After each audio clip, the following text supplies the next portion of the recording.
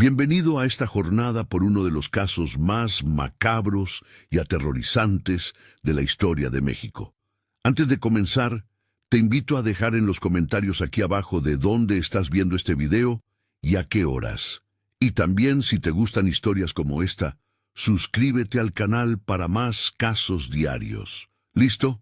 Ahora aumenta el volumen y vamos a comenzar. En el estado de Hidalgo, específicamente en el pequeño municipio de Huasca de Ocampo, existe un registro parroquial que data de 1937. Entre las páginas amarillentas y manchadas por la humedad, se encuentra una anotación peculiar que durante décadas pasó inadvertida para los historiadores locales. La entrada, escrita con tinta descolorida, menciona a una mujer llamada Esperanza Dolores Medina, nacida en 1915. Lo que hace extraordinaria esta mención no son los detalles de su nacimiento, sino una serie de anotaciones marginales, añadidas años después por diferentes párrocos. El padre Sebastián Morales, quien sirvió en la parroquia de San Juan Bautista entre 1935 y 1948, fue el primero en documentar lo que él consideraba circunstancias extraordinarias. Sus notas, descubiertas en 1962 durante una renovación del archivo parroquial, revelan un patrón que desafía cualquier explicación convencional. Según estos registros, Esperanza Dolores había estado presente en 7 ceremonias matrimoniales diferentes. En cada una de ellas, había actuado como novia, y en cada una de esas ocasiones, el novio había fallecido exactamente en el momento de pronunciar la palabra sí. La historia de Esperanza comenzó a cobrar forma cuando los investigadores del Instituto Nacional de Antropología e Historia revisaron los archivos municipales de Huasca de Ocampo en 1964. El equipo, dirigido por el antropólogo Roberto Villareal, había llegado al pueblo para documentar tradiciones matrimoniales de la región cuando se toparon con estos registros. Villareal describió en sus notas personales la extrañeza que sintió al leer las entradas del padre Morales. Los documentos sugieren un patrón que va más allá de la simple coincidencia, escribió en su diario de campo. Cada muerte ocurrió de manera diferente, pero siempre en el momento exacto de la aceptación matrimonial. Los primeros relatos sobre Esperanza datan de 1937, cuando ella tenía 22 años. Vivía en una casa de adobe en las afueras de Huasca, junto con su madre viuda, Carmen Medina, quien trabajaba como partera para las familias de la zona. La casa, situada en un terreno elevado cerca del Cerro del Águila, era conocida por los lugareños como la Casa de las Hierbas, debido a la extensa colección de plantas medicinales que Carmen cultivaba en su patio trasero. Esperanza había sido descrita por los vecinos como una mujer de belleza extraordinaria. Tenía el cabello negro que le llegaba hasta la cintura y ojos de un verde poco común en la región. Su piel era pálida, casi translúcida, según los testimonios recopilados años después. Pero lo que más llamaba la atención de quienes la conocían era su silencio. Esperanza hablaba muy poco, y cuando lo hacía, su voz era apenas un susurro que obligaba a las personas a acercarse para escucharla. El primer matrimonio programado fue con Aurelio Ramírez, hijo de una de las familias más prominentes de Huasca. Aurelio, de 26 años, se dedicaba al comercio de pulque y tenía propiedades en varios pueblos cercanos. El compromiso se anunció en febrero de 1937 y la boda se programó para el mes de abril, coincidiendo con la época de lluvias tempranas que caracterizan la región. La ceremonia se celebró en la iglesia de San Juan Bautista, una construcción colonial del siglo XVIII que domina la plaza principal de Huasca. El padre Morales, quien apenas llevaba 2 años en el puesto, había preparado todo con especial cuidado. La familia Ramírez Había invertido considerables recursos en la celebración, trayendo flores de Pachuca y contratando a músicos de Real del Monte. Esperanza llegó a la iglesia vestida con un traje blanco que su madre había confeccionado durante semanas. El vestido, según las descripciones que se conservan, tenía bordados en hilo dorado que formaban patrones florales en el corpiño y la falda. Llevaba un velo de encaje que había pertenecido a su abuela paterna, fallecida años antes. La ceremonia transcurrió con normalidad hasta el momento de los votos. El padre Morales había llegado a la pregunta tradicional dirigida al novio. ¿Acepta usted, Aurelio Ramírez, a Esperanza Dolores como su legítima esposa? Aurelio, sonriente y con la mirada fija en su prometida, abrió la boca para responder. La palabra sí comenzó a formarse en sus labios, pero nunca llegó a completarse. Los testigos describieron lo que sucedió de maneras ligeramente diferentes, pero todos coincidieron en los elementos esenciales. Aurelio se desplomó súbitamente, como si algo invisible lo hubiera golpeado en el pecho. Su rostro se contrajo en una expresión de dolor extremo y llevó ambas manos al corazón. Intentó hablar, pero solo emergió un sonido ahogado de su garganta. En cuestión de segundos, había dejado de respirar. El doctor Fermín Gutiérrez, único médico del pueblo y presente en la ceremonia como invitado de la familia Ramírez, se acercó inmediatamente para examinar a Aurelio. Su diagnóstico fue claro: paro cardíaco fulminante. No había señales de violencia, envenenamiento o cualquier otra causa externa. El corazón simplemente había dejado de latir. La conmoción en la iglesia fue inmediata. Los gritos de horror de los invitados se mezclaron con las oraciones apresuradas del padre Morales. En medio del caos, Esperanza permaneció inmóvil junto al altar, con las manos entrelazadas y los ojos fijos en el cuerpo de su prometido. Varios testigos notaron que no derramó una sola lágrima ni mostró expresión alguna de shock o tristeza. La familia Ramírez, devastada por la pérdida, organizó los funerales 3 días después. Esperanza no asistió al entierro. Según su madre Carmen, la joven había caído en un estado de silencio absoluto después del incidente y se había encerrado en su habitación, negándose a recibir visitas o condolencias. Los rumores comenzaron a circular por Huasca casi inmediatamente después del funeral de Aurelio. Las mujeres mayores del pueblo, especialmente aquellas que habían conocido a la abuela de Esperanza, comenzaron a susurrar sobre sangre maldita y herencias oscuras. Según estos relatos, la línea materna de Esperanza tenía una historia de eventos inexplicables relacionados con la muerte. Carmen Medina, madre de Esperanza, había sido objeto de sospechas durante años debido a su trabajo como partera.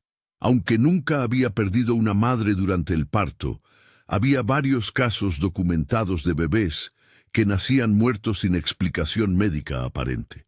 El doctor Gutiérrez, en conversaciones privadas con otros residentes, había admitido que encontraba estos casos médicamente inexplicables, pero nunca había formalizado sospechas contra Carmen. 6 meses después de la muerte de Aurelio, Esperanza recibió una segunda propuesta matrimonial.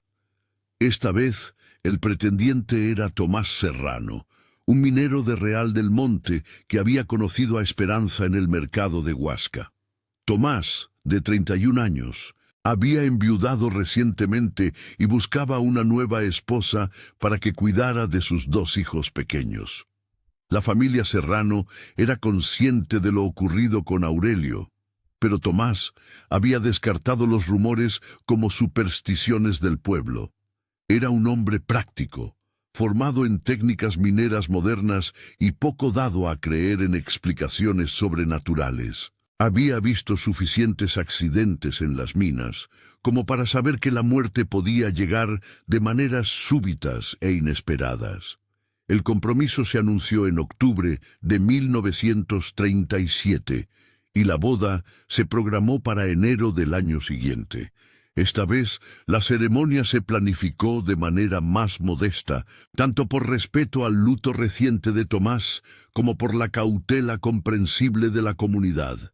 El padre Morales, quien había presenciado la primera tragedia, expresó en privado sus reservas sobre celebrar una segunda ceremonia con Esperanza. Sin embargo, no encontró justificación canónica para negarse. En sus notas personales, descubiertas décadas después, escribió: «La Iglesia no puede negar los sacramentos basándose en coincidencias, por inquietantes que sean». La segunda ceremonia se celebró el 15 de enero de 1938. El número de invitados fue considerablemente menor que en la primera ocasión. Muchos residentes de Huasca encontraron excusas para evitar la celebración, mientras que otros asistieron movidos por una curiosidad morbosa que ellos mismos reconocían como inapropiada.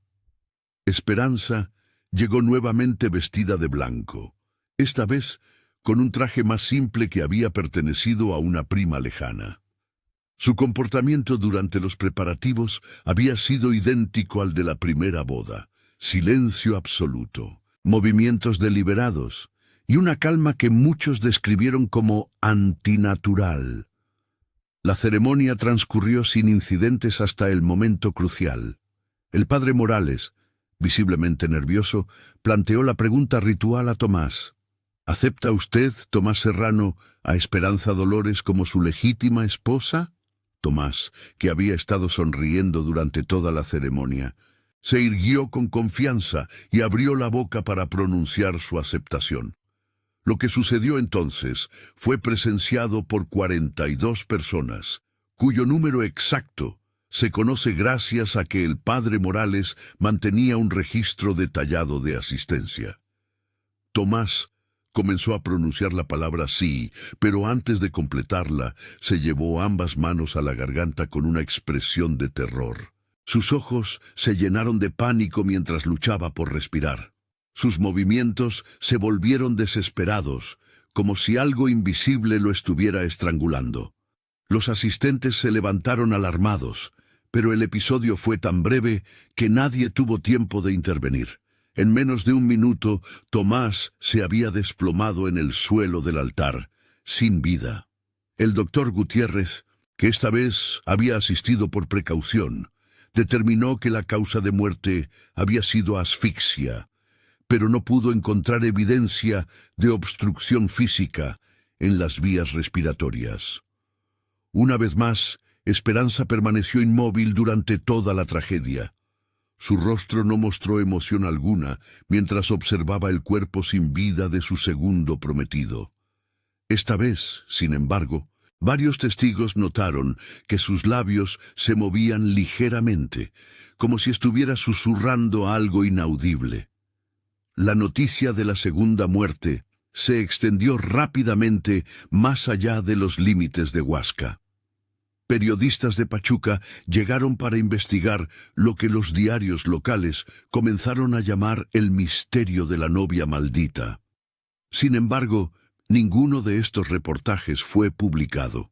Según documentos encontrados en los archivos del periódico El Sol de Hidalgo, las historias fueron censuradas por orden de autoridades civiles que temían el impacto en el turismo y la inversión minera de la región. El alcalde de Huasca, José María Vázquez, convocó una reunión privada con los principales ciudadanos del pueblo para discutir el problema de Esperanza. Aunque no existen actas oficiales de esta reunión, testimonios posteriores sugieren que se consideraron varias opciones, incluyendo pedirle a la familia Medina que se trasladara a otro municipio.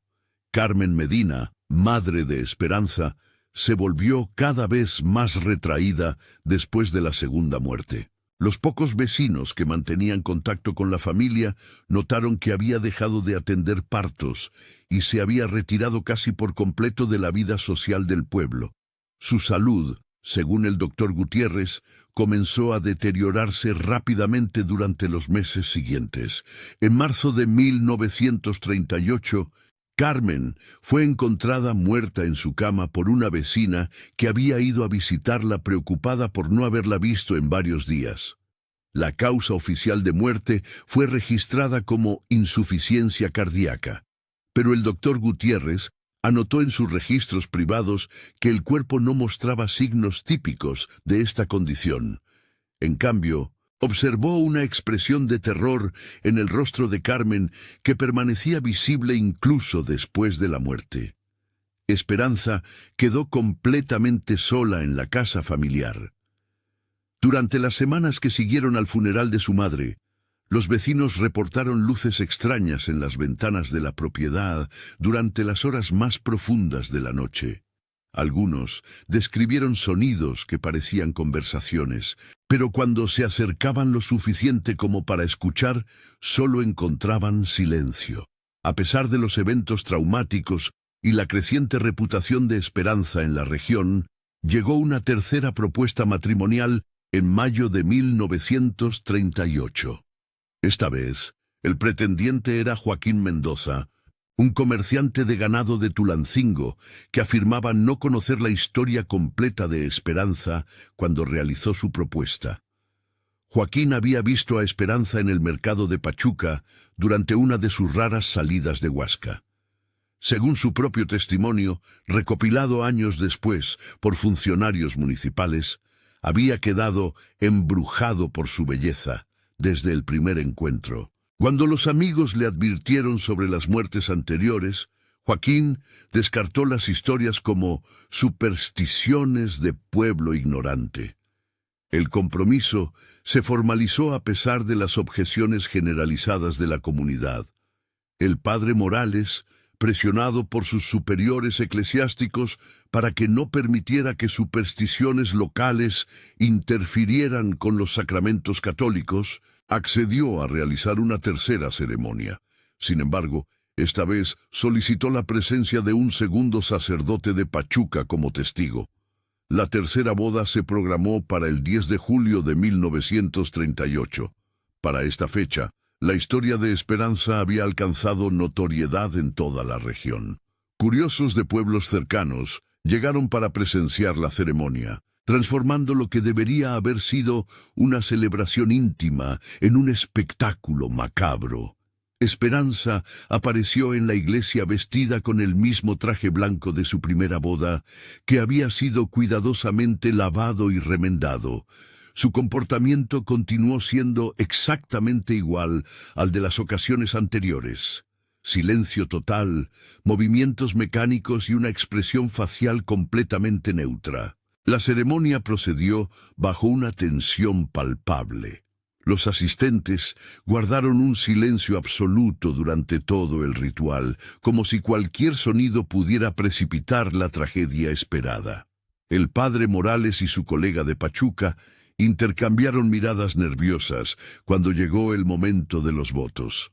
¿Acepta usted, Joaquín Mendoza, a Esperanza Dolores como su legítima esposa? La pregunta resonó en la iglesia con una solemnidad que parecía cargada de presagios funestos. Joaquín, que había mantenido una actitud desafiante durante toda la ceremonia, se irguió con determinación visible.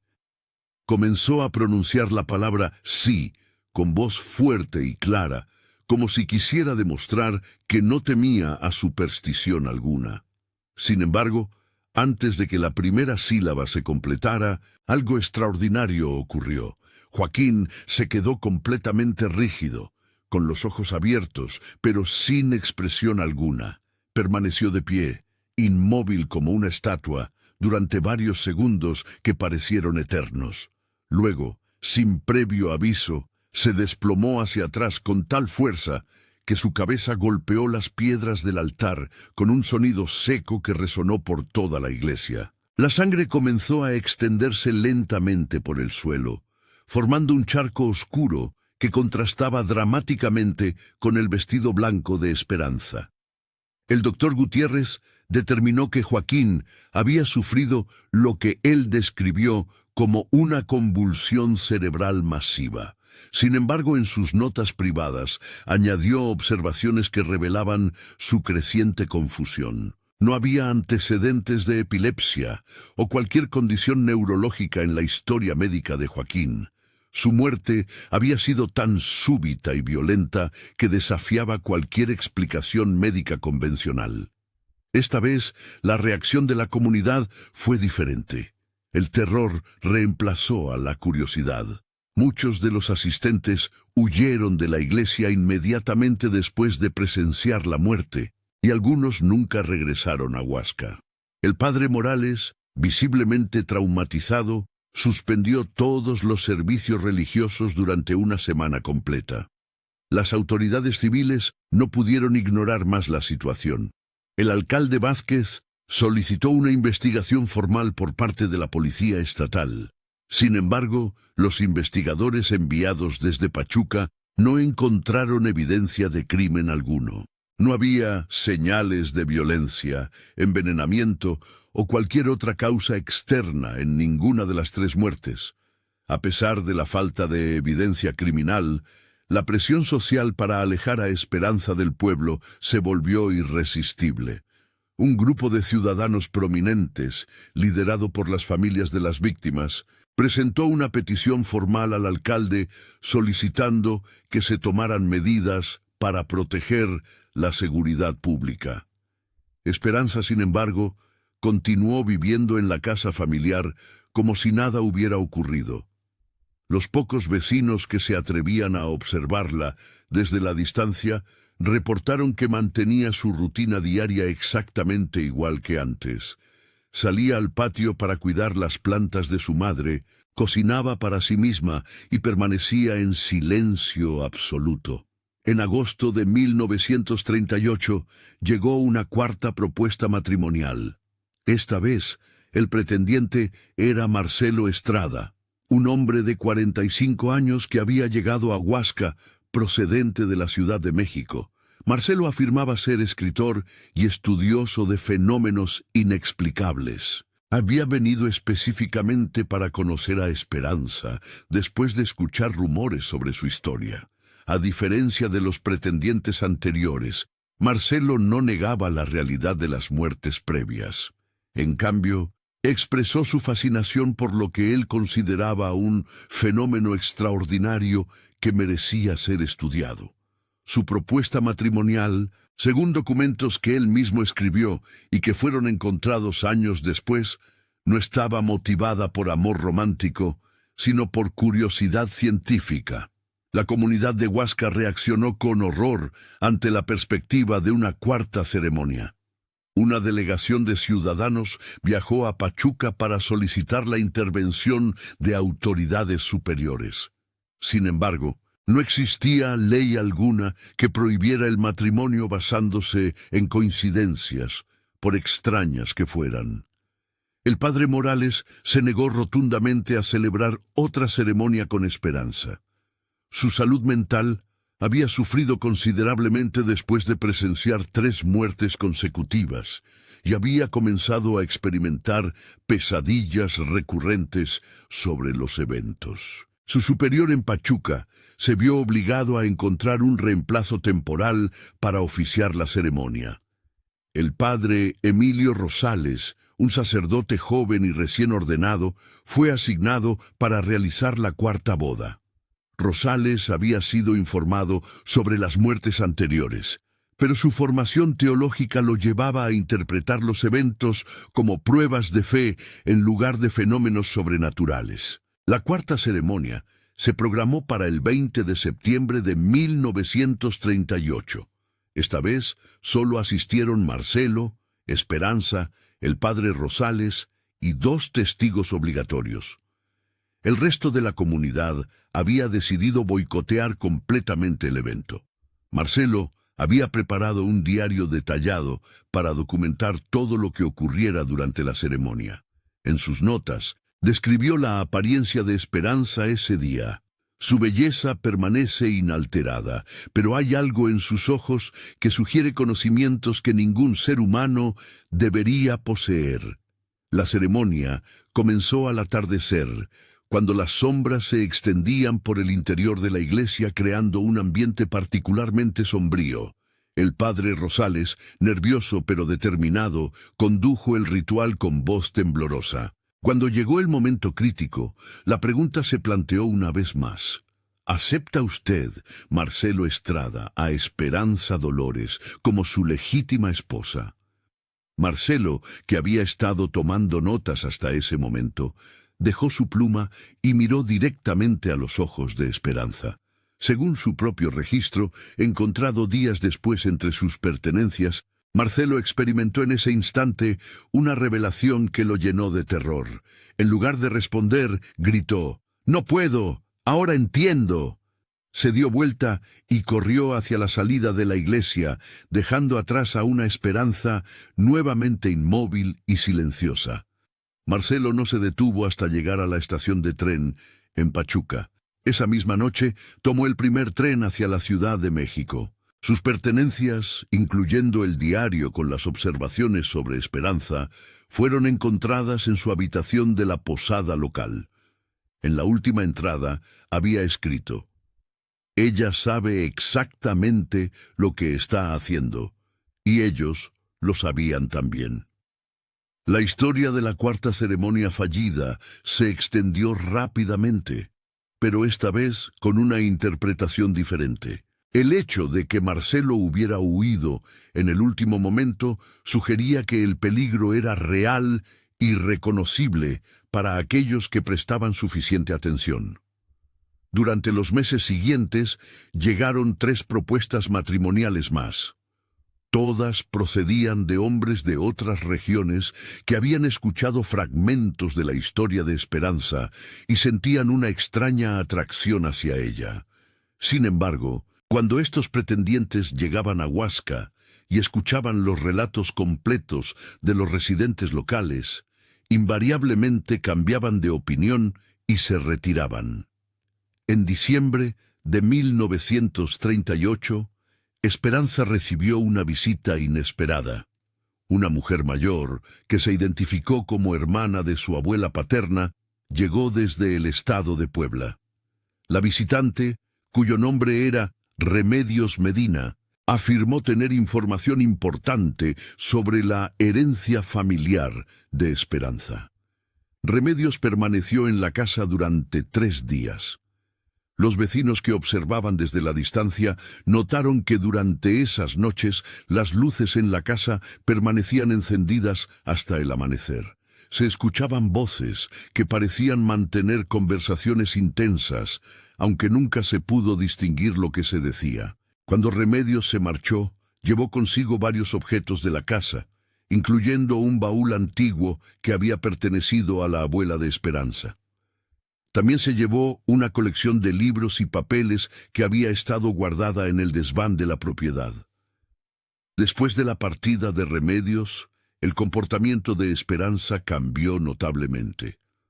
Por primera vez desde las primeras muertes, comenzó a salir de su casa con mayor frecuencia. La veían caminar por los senderos que rodeaban Huasca, siempre al atardecer, siempre sola.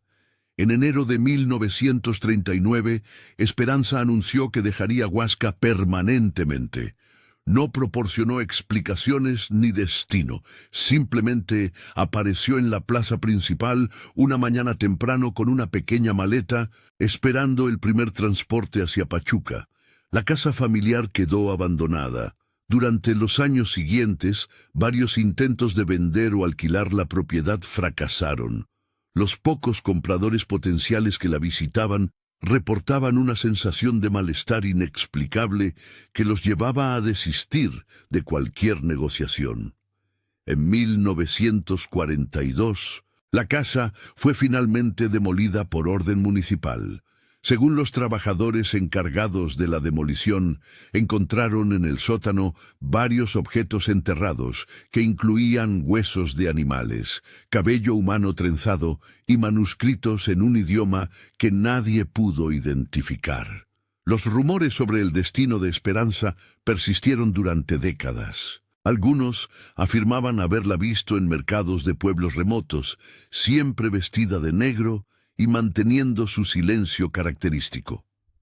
Otros sostenían que había ingresado a un convento en algún lugar de México Central, buscando penitencia por sus pecados involuntarios. En 1953, un antropólogo de la Universidad Nacional revisó los archivos de Huasca como parte de un estudio sobre tradiciones matrimoniales en comunidades rurales. Durante su investigación, encontró una carta dirigida al padre Morales que nunca había sido abierta. La carta, fechada en febrero de 1939, estaba firmada por Esperanza. El contenido de la carta, que fue transcrito en los archivos universitarios, consistía en una confesión parcial. Esperanza admitía conocer la causa de las muertes, pero no proporcionaba explicaciones detalladas. En cambio, escribía: «Las palabras tienen poder cuando salen de ciertos labios en ciertos momentos. Mi abuela me enseñó muchas cosas antes de morir, pero no me enseñó cómo deshacer lo que una vez se aprende». La carta también incluía instrucciones específicas sobre objetos que había dejado enterrados cerca de la casa. Según estas indicaciones, los objetos debían ser exhumados y destruidos completamente para que las próximas generaciones no hereden lo que no pueden controlar. Las autoridades de Huasca fueron notificadas sobre el contenido de la carta, pero cuando llegaron al sitio indicado, encontraron que la tierra había sido removida recientemente. Los objetos mencionados habían desaparecido y no quedaban rastros de quién los había exhumado. En 1958, un incendio forestal devastó gran parte de la vegetación alrededor de Huasca. Durante las labores de limpieza posterior al incendio, los trabajadores encontraron los restos de lo que parecía haber sido una pequeña estructura de piedra oculta entre la maleza. Entre los escombros hallaron fragmentos de papel quemado que contenían texto escrito a mano.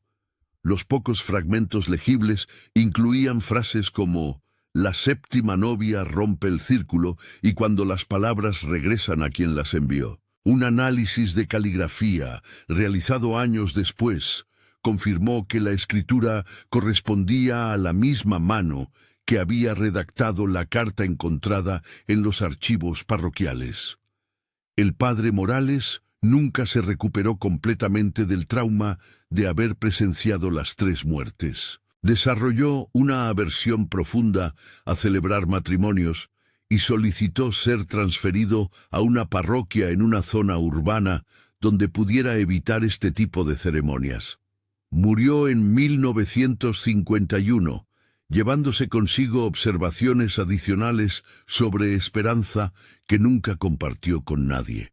En 1962, durante la renovación del archivo parroquial que reveló los registros originales, se encontró un documento adicional, escondido detrás de una tabla suelta en el escritorio del padre Morales. El documento contenía un relato detallado de una conversación que él había mantenido con Carmen Medina, madre de Esperanza, pocas semanas antes de la muerte de ésta. Según este relato, Carmen había admitido que Esperanza había nacido con un don maldito, que había sido transmitido por generaciones en su familia materna. Las mujeres de su linaje, explicó Carmen, tenían la capacidad involuntaria de llamar a la muerte con palabras específicas pronunciadas en momentos específicos. Carmen también reveló que había intentado durante años enseñar a Esperanza métodos para controlar esta habilidad, pero que su hija había demostrado ser demasiado poderosa para las técnicas tradicionales de contención. «Ella no entiende lo que hace», había dicho Carmen, «y esa ignorancia la hace más peligrosa». El documento sugería que Carmen había estado trabajando con su hermana Remedios para encontrar una solución al problema de Esperanza. Las 2 mujeres habían estado intercambiando cartas durante meses, discutiendo rituales y ceremonias que podrían neutralizar la habilidad heredada. Sin embargo, Carmen murió antes de que pudieran implementar cualquier solución. Su muerte súbita Según las notas del padre Morales, había sido el resultado directo de un ritual mal ejecutado que había intentado realizar sola, sin la ayuda de su hermana. Las revelaciones contenidas en estos documentos proporcionaron una nueva perspectiva sobre los eventos de 1937 y 38. Si las afirmaciones de Carmen eran ciertas, Esperanza no había sido una asesina consciente, sino una víctima de una herencia familiar que no comprendía ni podía controlar. En 1964, el antropólogo Roberto Villareal publicó un breve artículo académico sobre el caso en una revista especializada en folclore mexicano. El artículo, titulado Tradiciones de muerte ritual en Hidalgo, un caso de estudio, presentaba los eventos como un ejemplo de cómo las creencias supersticiosas pueden crear patrones de comportamiento que resultan en tragedias reales. Villareal evitó cuidadosamente cualquier sugerencia de que los poderes atribuidos a Esperanza fueran reales. En cambio, propuso que las muertes habían sido el resultado de coincidencias extraordinarias combinadas con el poder de la sugestión y el estrés psicológico extremo experimentado por los novios. Sin embargo, en sus notas privadas, Villareal expresó dudas sobre sus propias conclusiones públicas. Había entrevistado a varios de los testigos supervivientes de las ceremonias, y sus relatos mostraban una consistencia que era difícil de explicar mediante sugestión o coincidencia. El artículo de Villareal atrajo la atención de otros investigadores interesados en fenómenos inexplicables.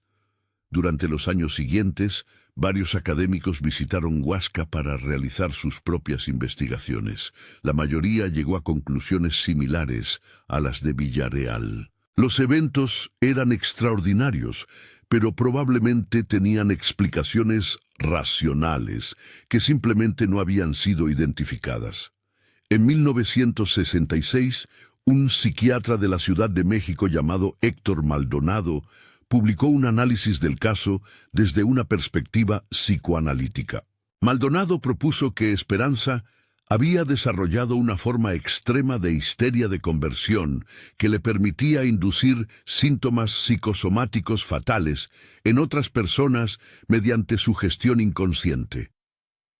La teoría de Maldonado ganó aceptación en círculos académicos porque proporcionaba una explicación aparentemente científica para eventos que de otra manera desafiaban la comprensión racional. Sin embargo, nunca pudo explicar satisfactoriamente los mecanismos específicos por los cuales esta sugestión inconsciente habría funcionado.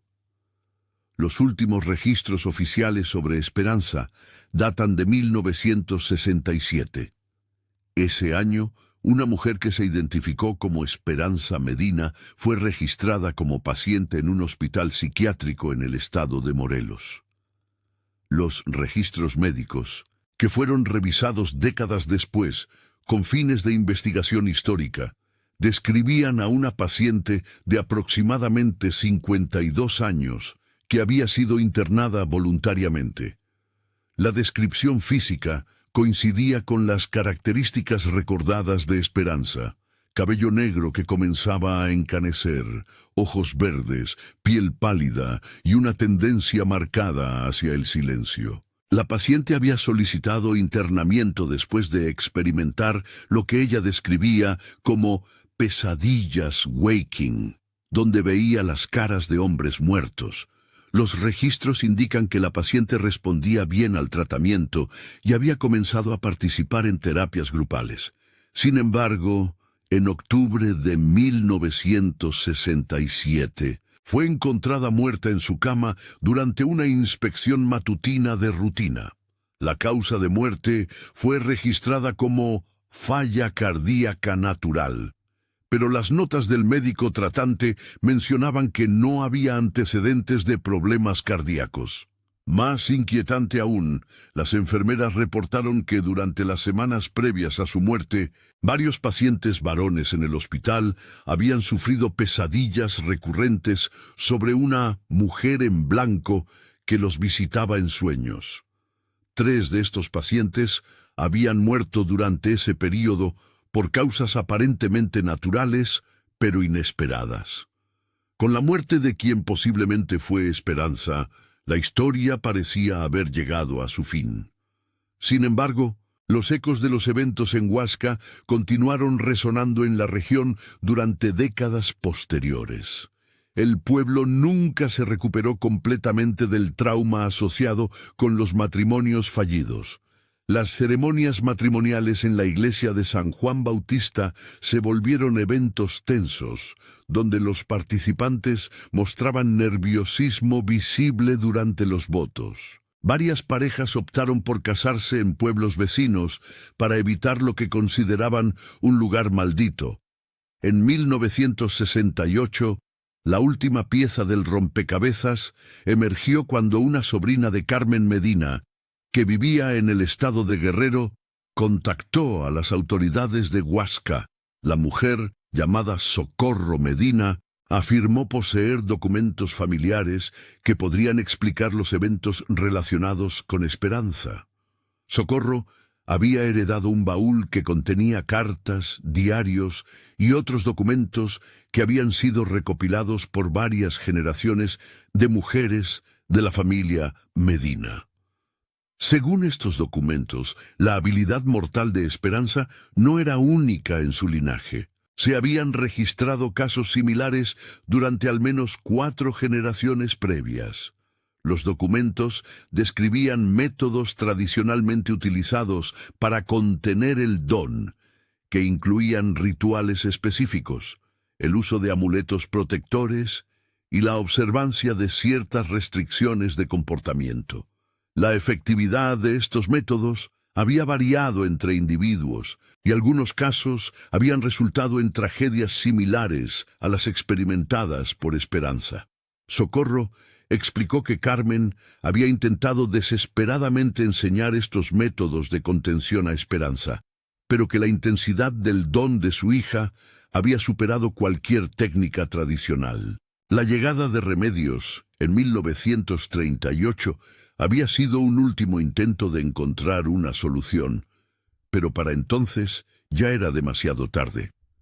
Los documentos también revelaban que las mujeres de la familia habían desarrollado durante generaciones una red de comunicación secreta para advertirse mutuamente sobre individuos que mostraban signos de poseer el don maldito. Esta red había estado activa durante siglos, operando en secreto para prevenir tragedias cuando fuera posible.